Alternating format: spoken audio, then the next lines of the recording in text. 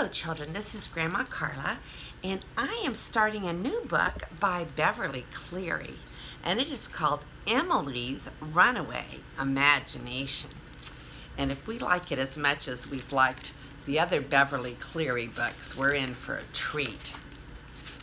Emily's Runaway Imagination. Emily goes to the post office. The things that happened to Emily Bartlett that year. It seemed to Emily that it all began one bright spring day, a day meant for adventure. The weather was so warm, Mama had let her take off her long stockings and put on her half socks for the first time since last fall. Breezes on her knees after a winter of stockings always made Emily feel as frisky as a spring lamb. The field that Emily could see from the kitchen window had turned blue with wild forget-me-nots, and down in the pasture, the trees, black silhouettes trimmed with abandoned birds' nests throughout the soggy winter, were suddenly turning green. Everywhere sap was rising, and Emily felt as if it was rising in her too. This made it difficult for her to sit still long enough to write her cousin Muriel, who lived in Portland and had so many wonderful things. Things like fleece-lined bedroom slippers with kittens in the toes, cement sidewalks to roller skate on, and a public library full of books. "Finish your letter, Emily," said Mama, who was scrubbing out milk pans at the kitchen sink while the washing machine churned away on the back porch. "Then you can take it to the post office." Emily looked up from her letter. "Mama, I just know something wonderful is going to happen today," she said. "I can feel it in my bones." Mama laughed. "Adventure is pretty scarce here in Pitchfork. I think your imagination is running away with you." Mama often said this, and whenever she did, Emily could just see her hanging on for dear life in a buggy pulled pell-mell down Main Street by a frightened horse, the way a horse once ran away with Mama when she first came out west to teach school. All Mama's hairpins came out. Her long black hair came tumbling down around her shoulders, and by the time someone stopped the horse, she was a sight. Emily was always sorry she could not have been there to see the horse run away with Mama the way her imagination was supposed to run away with her. Emily read Muriel's letter once more.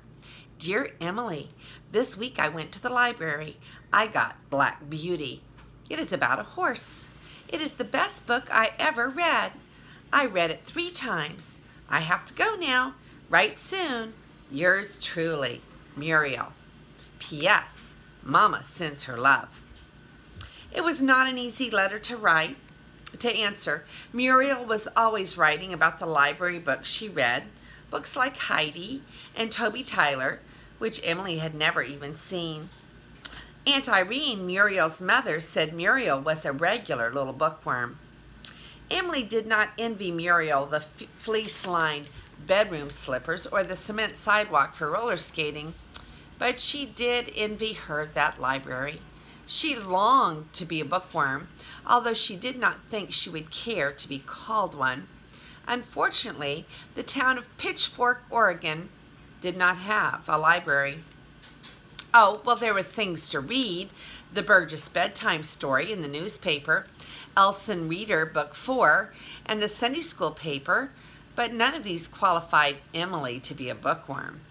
Emily was not lucky like Muriel, who could ride a streetcar downtown to a big library full of hundreds, even thousands of books, although, of course, Emily was lucky in other ways. Emily was lucky because Mama, who right now was sitting down to rest her feet while the washing machine did its work out on the back porch. Mama was so little, she always wore high heels, even though she had a great big house to take care of. Tap, tap, tap went her heels all day long. Once, 3 years ago, during the war, when Mama had been an honor guard girl and had marched in a parade to get people to buy Liberty bonds, she had lost one of her heels right in the middle of the parade. But that did not stop Mama. She had marched tap bump all the way down Main Street to help sell Liberty bonds. Mama had spunk. It was funny about Mama being so small because Daddy was big and strong and handsome. Once, when he was just out of high school, some men came out from Portland and told Daddy that he should be a prize fighter. But Daddy said no, thank you. He would rather be a farmer. This was lucky because sometimes when Emily got into an argument with one of the girls at school, she settled it by saying, "My father could have been a prize fighter if he'd wanted to, but he didn't want to, so there." Emily was lucky in her ancestors too. They had been pioneers, and whenever things were hard, Mama always said, "Remember your pioneer ancestors." Emily had always liked the stories of their trip across the plains in their covered wagons. Now, Emily's pioneer ancestors were all dead and buried in the weedy little cemetery called Mountain Rest, but she did have Grandpa and Grandma Slatter, Mama's parents, right here in Pitchfork. Emily was lucky in many ways. She was lucky in the house she lived in, a house with 3 balconies, a cupola, banisters just right for sliding down, and a second bathtub in Yamhill County. Emily did not know who owned the first bathtub, but having the second bathtub was still pretty important. It showed that their house, known as the old Bartlett place, was very old. The house had 13 rooms, half of them empty of furniture, and people often asked, "Don't the 3 of you rattle around all by yourselves in that great big house?" Emily did not think she and Mama and Daddy rattled around at all. They moved around, it was true, but they did not rattle. Sometimes they slept in the downstairs rooms, sometimes in one or another of the upstairs rooms, and often on summer nights they slept out on one of the balconies under the stars. Sometimes they set up their Christmas tree in the sitting room, and sometimes in the parlor. Mama said not many people could be gypsies in their own house. "Mama, I wish Pitchfork had a library," said Emily. "It isn't fair for Muriel to have all of the books." "That's the way it goes," said Mama, rubbing her foot. "This world's goods are never evenly distributed." "But just suppose we did have a library. Then I could read Black Beauty and fairy stories, anything I wanted.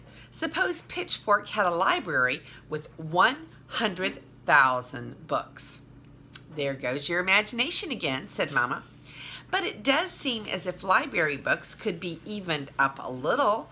Emily, who was often lonely, spoke wistfully. The Bartlett front porch was just inside the town limits, but the rest of the house and the barn and the fields were in the country, and there was no one near for Emily to play with. "Emily, you are right," said Mama suddenly. "Go get the tablet of linen paper. I'm going to write a letter for you to mail." "Who to?" said Emily. "The State Library in Salem," said Mama, who believed in never putting off until tomorrow what she could do today. Times are changing. Other towns are getting libraries. There's already one in Cornelius.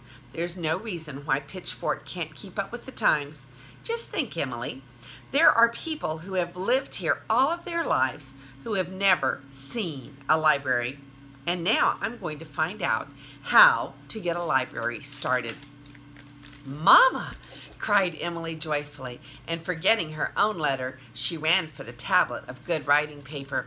Let the washing machine churn on the back porch. Oh dear, oh dear, oh dear. It seemed to complain as it labored. Pooh to the washing machine. Let it complain.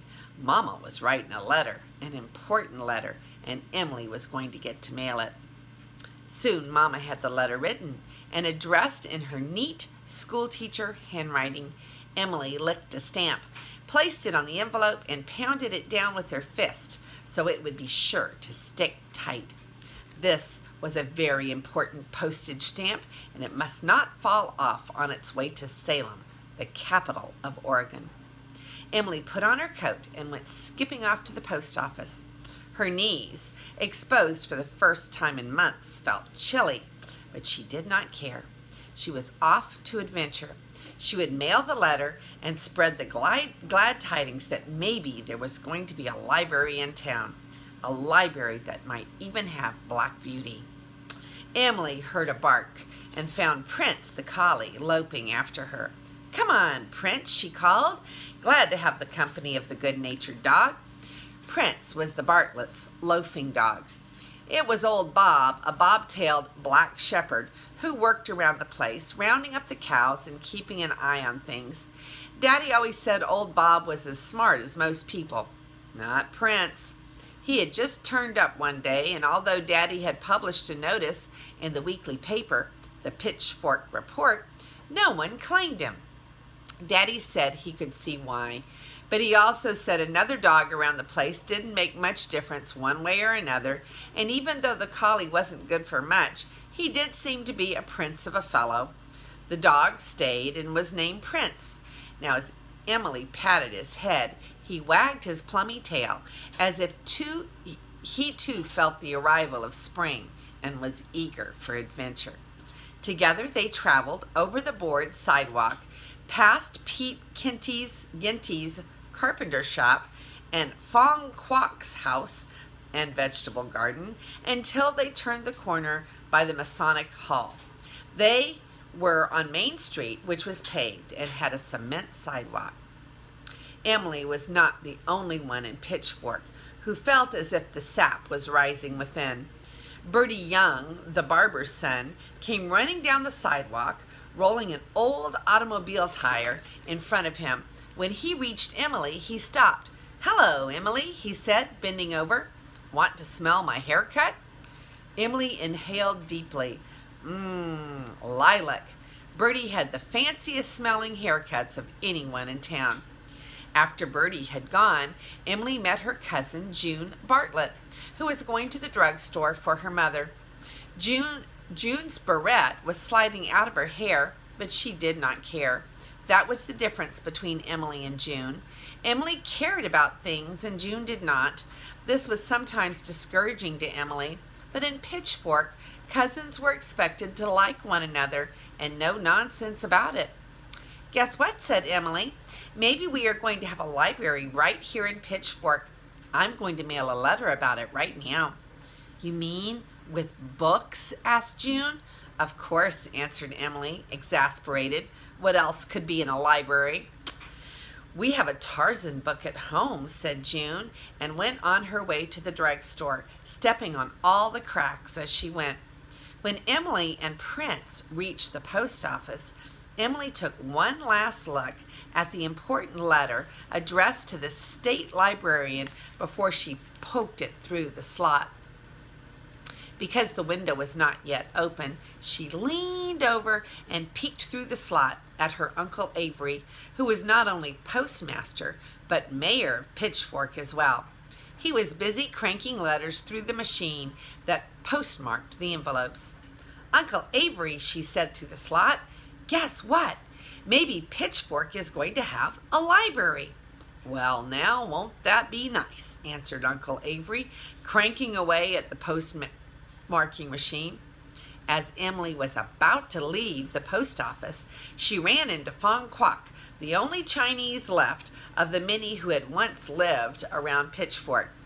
Emily felt shy when she was with the old man, even though he was her closest neighbor, and she was really very fond of him. She had known him all her life, and Daddy had known him almost all of his life, too. Fong Kwok had come from China when he was a young man, and Daddy was a boy. He had settled near the Bartlett house, where he took in washing and raised vegetables to sell.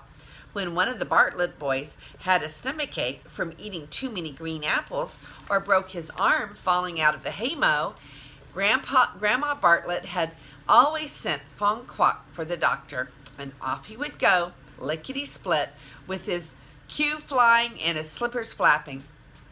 Now, of course, he no longer wore a queue or slippers. He did not take in washing either. He had recently sold the confectionery store where the people of Pitchfork had for many years bought their all-day suckers and their ice cream sodas. He dressed like everyone else, and he was too old to go lickety-split anymore. Daddy and all of Emily's aunts and uncles loved Fong Kwok, and no wonder. He was such a kind, jolly little man. Emily felt ashamed to feel shy with Fong Quock, but the truth of the matter was she had a hard time understanding him. His English was not very good, and no matter how hard he tried, he never could pronounce the letter R. It always sounded like L. Mama said that she could certainly sympathize. When she studied German in high school back east, she never could pronounce R in the proper German way. "Hello, Missy," said Fong Quock, who called all the little girls in Pitchfork Missy. "Good morning, Mr. Quock," answered Emily politely. Prince, who always liked attention, went over to the old man and wagged his tail hopefully. Fong Quock patted his head and said, "Nice doggy. You name Plince. Yeah, fellow?" Without thinking, Emily said politely, at least she meant to speak politely, "It's Prince, Mr. Quock." And the words were no sooner out of her mouth than she realized what a dreadful mistake she had made. Fong Quock had been trying to say Prince, but he could not pronounce the R. She felt her cheeks grow hot. She would not have hurt the old man's feelings for anything in the world. "Yes," said Fong Quock, nodding as his wrinkled face crinkled with amusement. "Plince." Everyone in the post office laughed, and so did Fong Quock. He threw back his head and laughed as if he thought the whole thing was a huge joke. But Emily did not think it was funny, not one bit. She was so embarrassed and humiliated that she turned and fled. Prince came padding after her. "What did you have to come tagging along for?" she asked, forgetting that she had been eager to share her feelings of adventure. From inside the post office she could hear people laughing at her. Emily was not anxious to meet anyone who had been in the post office, so she decided to pay a visit to Grandpa and Grandma Slater in their store until the coast was clear. On the false front of Grandpa's store were the words W.A. Slater, General Merchandise. How Emily loved Grandpa's store. One side, Grandpa's side, was full of groceries, shelves of canned goods, bins of bulk foods to be weighed out on the scales, a wheel of Tillamook cheese under an isinglass cover, a red coffee grinder, and a little chopper for cutting off plugs of chewing tobacco. Emily liked Grandma's side, the dry goods side, even better. It was filled with bolts of dress goods, spools of ribbon, a revolving case of sewing thread, skeins of embroidery cotton. The back of the store was least interesting, just overalls and work shoes and a big drum of coal oil. One of the nicest things about the store was that, although the Bartletts paid for everything they took, Emily was the only girl in town who was allowed to go behind the counters. Grandpa was leaning over the counter, figuring something on the back of an envelope, probably something called profit and loss. When Grandpa introduced Emily to someone, he always said, "This is Emily. She's the only granddaughter I've got, but she's a humdinger." "Well, hello, Emily," he said, looking up from his envelope. "I'll pay you a nickel if you can sit still for 5 minutes." Emily smiled. This was an offer Grandpa made almost every time she came to the store, and usually she sat on a chair for 5 minutes by the clock to earn the nickel. She was saving up her sitting still nickels to buy Mama a rotary egg beater, the kind that would beat eggs and whipped cream when she turned the handle around and around. This morning, however, she decided against earning a nickel and in favor of going upstairs to the rooms where Grandpa and Grandma lived. She would say hello to Grandma and avoid anyone who might be coming to the store from the post office. Upstairs was the best part of all, Grandma's millinery room, where Grandma trimmed hats for the ladies of Pitchfork, and it was there that Emily found her grandmother, her mouth full of pins, trimming a white leghorn hat with beautiful pink ribbon bows. Grandma nodded and smiled through her mouth full of pins. Dear, gentle Grandma, who always smelled of violets. Emily heard the merry ring of the cash register downstairs as Grandpa waited on his customers. To pass the time until they left, she amused herself exploring the millinery room. The deep round boxes of untrimmed hats, bolts of veiling, boxes of flowers. There were velvet violets for winter hats, garlands of daisies and poppies, bunches of hard red cherries that rattled when Emily picked them up, stiff little nosegays of forget-me-nots, even artificial wheat, although why anybody would want to trim a hat with anything so ordinary as wheat, Emily could not understand. And the ostrich plumes, each beautiful curling plume, lay in its own question-mark shaped compartment in a big box. Grandma had dozens of lovely plumes, which she said would surely come back in style. Grandma said if you kept anything 7 years, it was bound to come back in style. At last, Grandma took the pins out of her mouth. "How are you today, Emily?" she asked. "Just fine, Grandma." Emily stabbed a pincushion with a hat pin. "Grandma, do you know that maybe Pitchfork is going to have a library? Mama wrote a letter to the state library this morning, and I mailed it." "Well, now, wouldn't that be nice?" Grandma deftly twisted a length of ribbon into a crisp bow. "Other towns have libraries, I've heard. There's no reason why Pitchfork can't keep up with the times."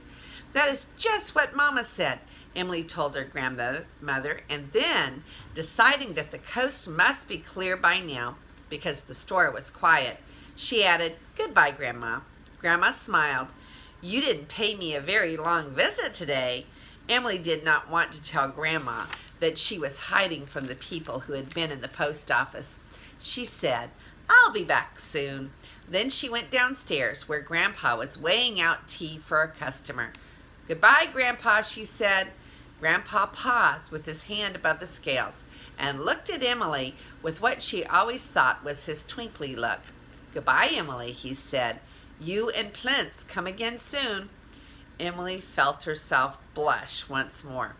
"Now, Grandpa, you stop it," she said, and hurried out of the store with Prince trotting after her. So somebody had already told Grandpa about her mistake. Well, she might have known. Emily soon discovered that Grandpa was not the only person who had been told. Everyone Emily met in the street said, "Good morning, Emily." "Hello there, Plinth." George A. Barbie, who had the longest gray beard in Pitchfork, Mrs. Wardy Thompson, who played the piano at the picture show on Saturday night, the man who ran the feed store, everybody. Emily was so embarrassed that she hurried on without even stop to spread the glad tidings about the important letter that she had just mailed. She decided to go home the long way around because she could not face passing Fong Kwok's house. She did not want to run into him again for a long, long time, not until everyone in Pitchfork had stopped laughing at her thoughtless mistake. She went down a side street, past the garage and the warehouse full of farm machinery for sale, and turned onto Locust Street at the corner by the blacksmith shop.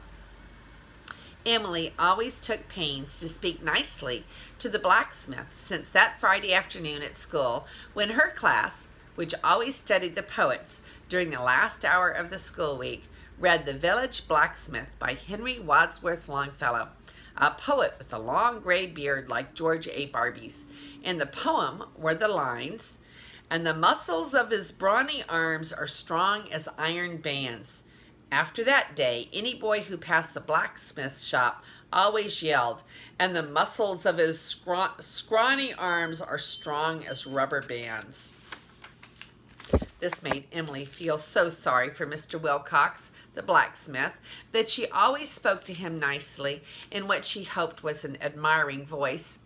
Mr. Wilcox always seemed glad to see her, and once he made her a ring out of a horsetail nail.